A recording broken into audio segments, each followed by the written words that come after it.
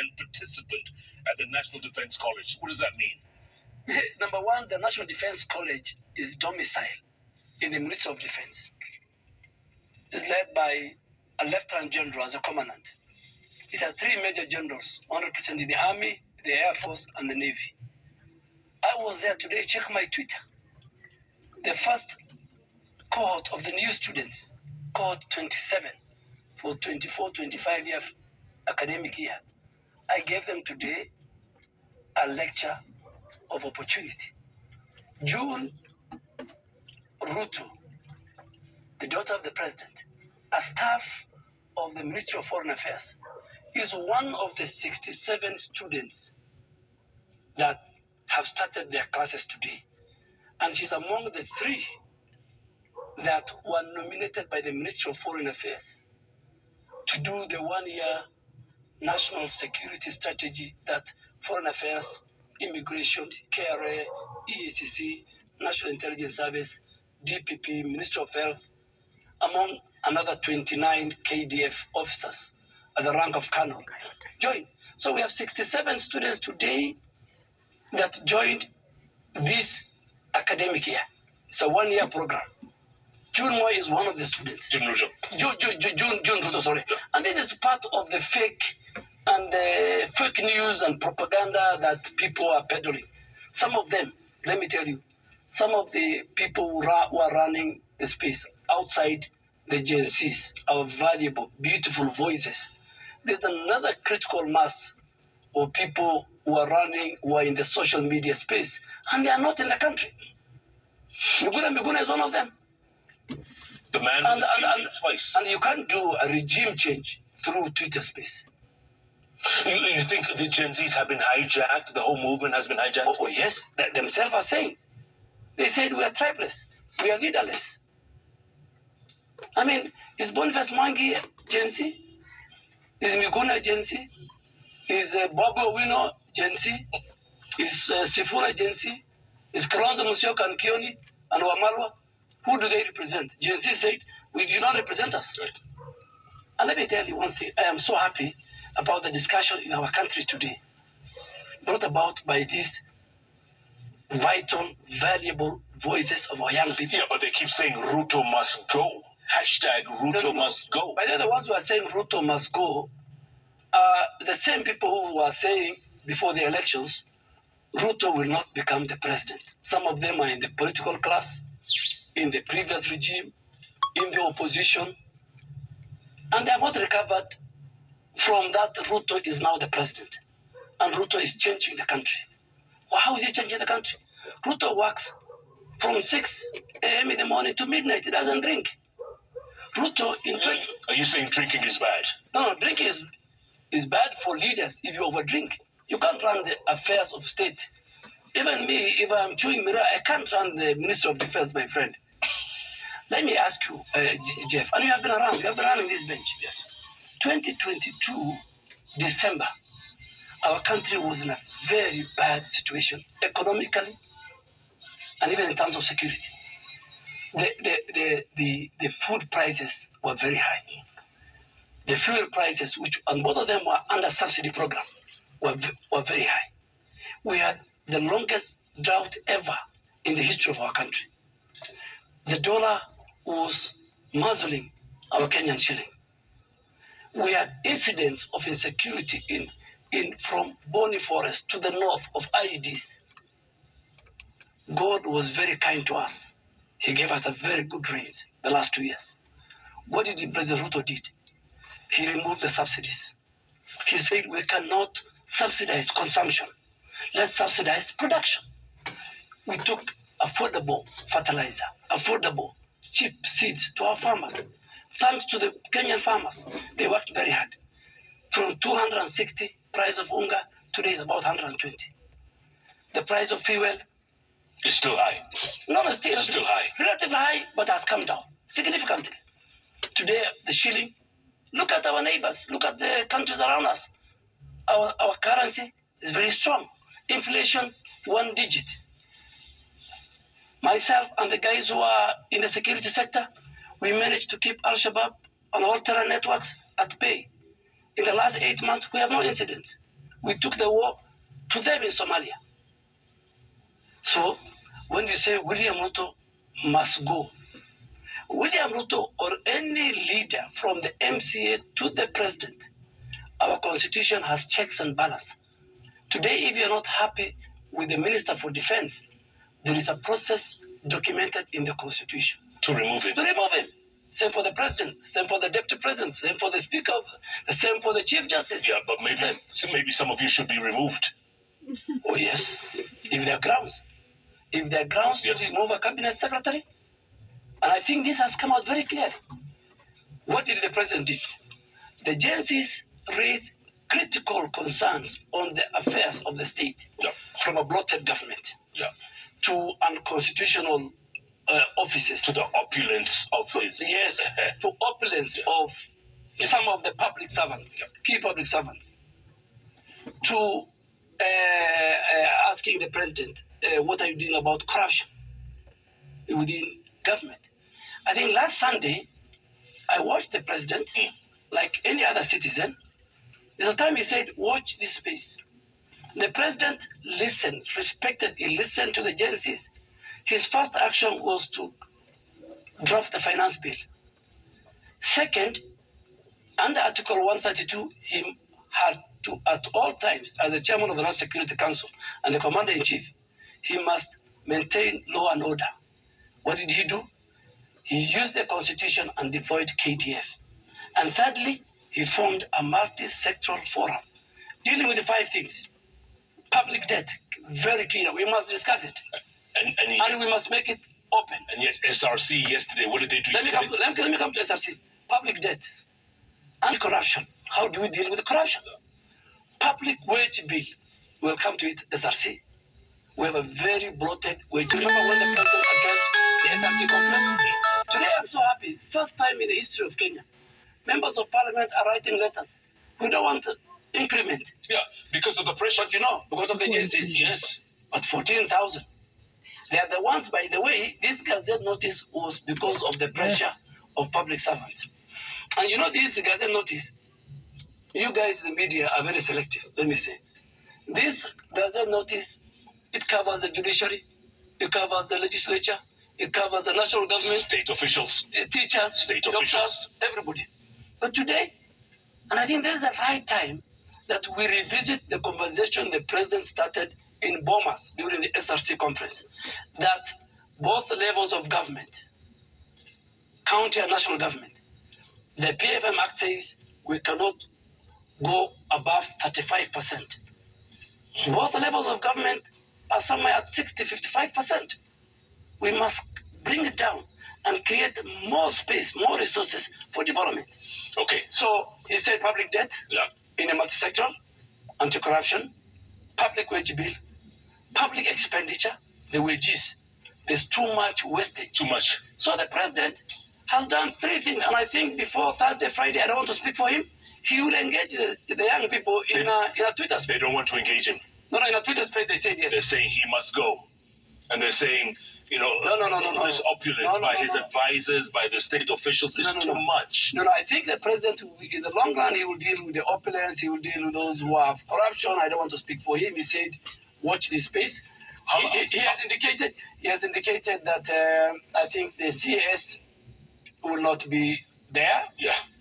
Maybe he would look at whether he can reduce the PSS from 51 to about... And the CSS? The CSS, he still has, the constitution has given him minimum 14, maximum 22.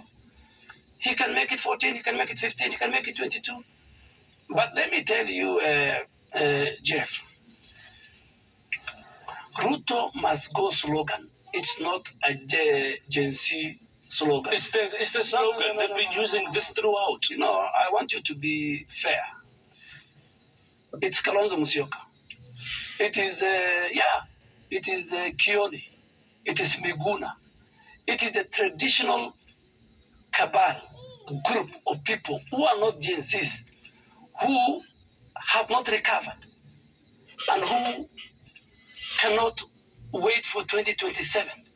And they even feel, because Baba is going to AU, they have no chance in 2027. And in their wildest dream, they feel there is a shortcut to change William Ruto. The Constitution of Kenya 2010 does not envisage that, my friend. You cannot change, you cannot even tell an MCA he must go. Yes. Those are words, but it's coming from who? From those who should occupy their places in the opposition, traditional people who never liked, who never voted for William Ruto, and we respected it. We respected their views. I mean, William Ruto today is the president of the Republic of Kenya, and he, as I enumerated to you, his co-culture there. But I think one thing I want to send a message tonight: we have a very beautiful country. We are one of the most celebrated democracies in our region and in Africa. We should be cognizant of our country. We should not allow, by hiring criminals, gangs, we should not take our country to slide into chaos. Is that one of your fears? No. Of course. But I want to assure you, the fear is there. Sudan is a good example. 1 year ago, Sudan was one of the most stable countries in Africa. Today, I'm sure you have seen the social media. It's a mess. It's a mess. But to the people of Kenya, those of us who have been given the privilege to serve in the national security sector, both internal and external, we will not abdicate our responsibility to protect the citizens, their property, and we will not allow even gangs to come and kill people. Speaking of which, about protecting yourself, KDF, the rules of engagement, what are they? Because, there's fears from a lot of Gen Zs, a lot of people in the streets, that there are snipers out there. There's snipers positioned in certain buildings, and they're taking out people. Who are the snipers? We don't know. In fact, we are the ones who are more worried about the snipers. One of the incidents that happened yesterday, and I'm sure the Criminal Investigation Department, the National Intelligence Service, the National Police Service, all of them are investigating, where somebody shot a police officer from one of the buildings. And that's why I was telling you earlier that those of us who are from KDF and the National Intelligence Service, we are very worried that outside these criminal gangs, international terrorists can invade this and take advantage and cause. But I want to assure you that we are on top of everything. We'll make sure that our young, valuable protesters, Gen Z, will protest peacefully. The police will protect them. Look at last Sunday. A police vehicle in front, a police vehicle behind. They were taken to Kenyatta Hospital. They chose 10 people. They went and saw the injured colleagues. They came out. They came to Jivanji. They lit, and they dispersed. That is Gen Z. But what happened yesterday? Yeah. And that's why you see me and you in Nairobi downtown, in Luthuli Avenue, in Tom Mboya Street, in Wabera Street, in Isli, in Rongai, in Kitengela. We will not allow, the citizens will not allow, the government will not allow criminal gangs hired by politicians, some who lost elections, some who are now, and please wait for this peace. I am sure the internal section led by Professor Kindiki, the National Intelligence Service, the DCI, the IG are compiling a list. But when they release, let us not say, oh, you are targeting the opposition, oh, you are targeting this tribe. We will tell the people. You have a list. One of the media houses said that the internal security system in our country have already profiled individuals. Certain politicians. And a businessman. Certain NGOs. Do you know who they are? That is what we call the oath of office we took as members of the National Security Council. What does that mean? You're not going to tell us? We will tell you. When? When we finish the investigation. Which is when? This year? No. In a couple of 10 days, 2 weeks. They will be arraigned in court. You'll topo the name. My friend, we will not allow the destruction that took place the death that took place yesterday, loss of property, that the perpetrators, the financiers, and you have proof. Planners. You have proof. Watch this space. That's what your boss said. People keep saying, what is this space? No, what is this space? You know, Jeff, and one day maybe you might be part of the people who are in the security sector. We don't run things like this. It takes time. A file must be prepared so that when they go to court, the DPP has a very solid case. But I can tell you the leads are there. Okay, you still haven't explained. You want to tell me? Yeah. You want to tell me? And yesterday, thank you for showing what happened in Kisii. And Migori. No, Migori. In fact, there was not much. What happened in Kisii, in Mombasa, and in Nairobi, and its outcast. You think that was spontaneous? Those were planned. What about that gentleman shooting at the protesters? Was that justified? No, I think that's why he was booked in. He was protecting himself. If you watch that clip, they wanted to stone him to death. He protected himself. But is it correct, though? No. Every civilian who has a firearm, just like the way you're asking me what are the rules of engagement of KDF, civilian arms holders, before they're given the certificate, they are given the rules of engagement. And that is something the DCI, the custodian of the criminal justice system, will deal with. Okay, rules of engagement. KDF, do they fire on sight? I mean, what's the deal when they... No. The court told us to gazette the rules of engagement. Ours is to protect critical infrastructure, including royal media. We are critical. We are critical. You are a very serious media house. And I'm not very far from you. I know. Yeah, you know, somebody... PODs around the corner. No, you know why we protect you. A hooligan can come here and say the government has been overthrown. That's how critical you are. Not only you, but all media houses. Because it's a medium to the country. That's why I'm sure here you have got security. Yes. KBC. 2, we said we will cover the 47 counties. In the event we are called as a last resort, we will not come. The National Police Service, even within the reading of the law, the command is still with the Inspector General of Police and his team. So if we are called like we were called in on Tuesday last week, when we are called in, we will come and protect critical infrastructure of the 3 arms of government and county governments and private entity. What do you mean by protect? Shoot on sight? No. What do they do? We came to Parliament. We removed all the protesters who were there. How? No. By the way, you have seen last Tuesday and Thursday.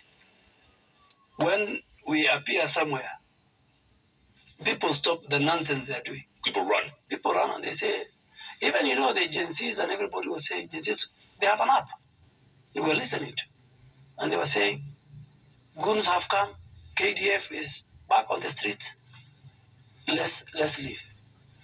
And then finally, we will leave tomorrow. If tomorrow and the day after no more she comes back, I will send another gazette notice. You will hear it.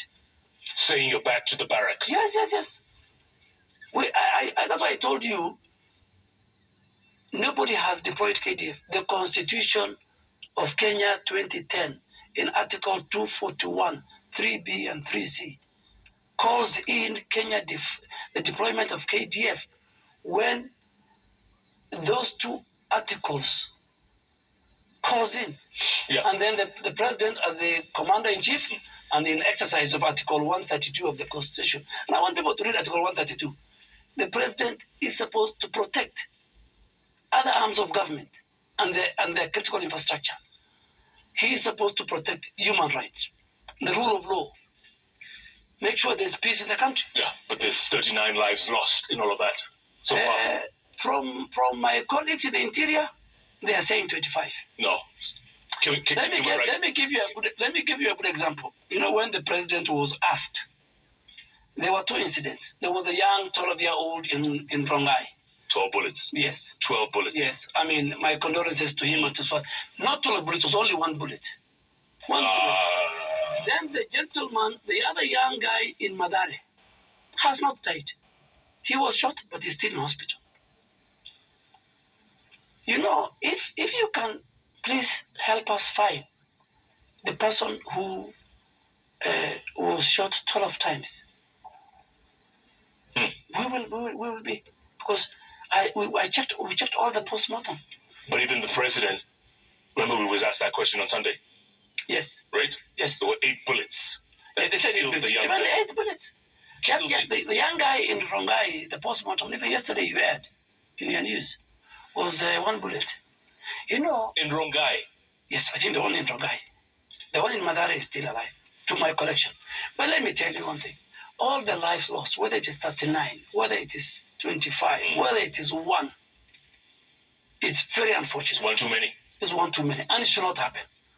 And my condolences. I mean, nobody, even the police, there is the rules that are given of engagement to when to exercise firing live bullets. But tell me something. Since you deployed KTF on that day, does that mean the police failed? No. It must be. No. If you're deploying KTF, no. The police have failed. It says, the Constitution says, where the police are overwhelmed. Aha. So they didn't fail. Oh, they were overwhelmed. The word is they were overwhelmed. Oh, so it's English now. It's not English. It's the Constitution. Which is written in English.